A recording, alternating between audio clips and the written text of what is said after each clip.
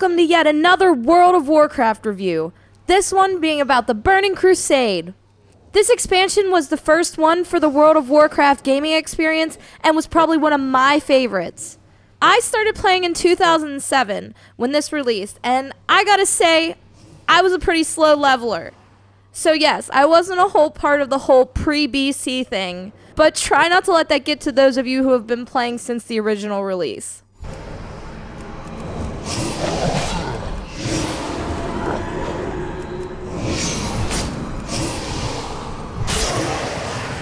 However, the best part to me about this pack was getting to level 70 and going through the Outlands at level 58. Now in Burning Crusade, once you get to the appropriate level, you can go through this portal to enter the Outlands. Now there are 7 magnificent areas here: Hellfire Peninsula, Terrakar Forest, Zangamarsh, Nagrand, Blade's Edge Mountains, Shadow Moon Valley, and Netherstorm. My advice to those of you who haven't gotten here yet: the best place to start out leveling is usually the Hellfire Peninsula. And after you get through the quest in that area, I would say go straight to Zangamarsh. My favorite area in the Outlands, though, was Shadow Moon Valley. I felt the aesthetic to this was so amazing. From the color palettes to the different quests you can complete there, you were always doing something exciting before hitting level 70.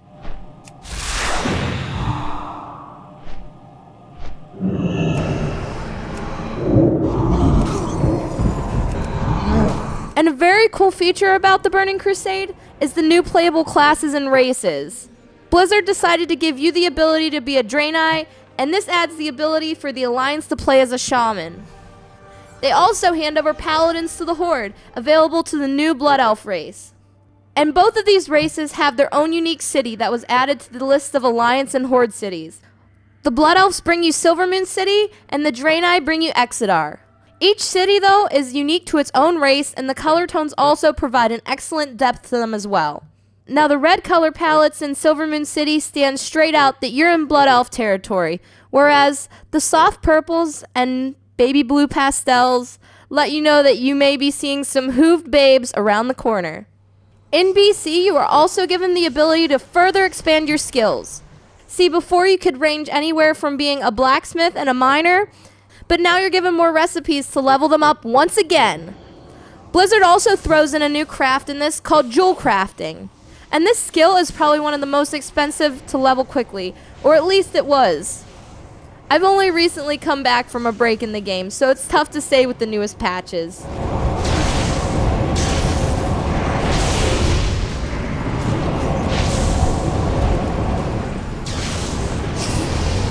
Now, raids in BC were just all around epic, mainly when the Sunwell and Black Temple were out. I did my fair share back in the day of Karazhan Pugs and raids, but I could never comprehend the epicness of getting through the Black Temple. Illidan is just a badass, and when he says, "You are not prepared," it sends chills through one's spine. You are not prepared! Sunwell and Black Temple were probably 2 of the hardest raids to this day when they were out. And I feel like if they came out with them again to the level cap in WoW that's currently out, players would be bashing their heads against the walls. All in all, this was a great expansion, and still gives for tons of gameplay time for those who are leveling as we speak.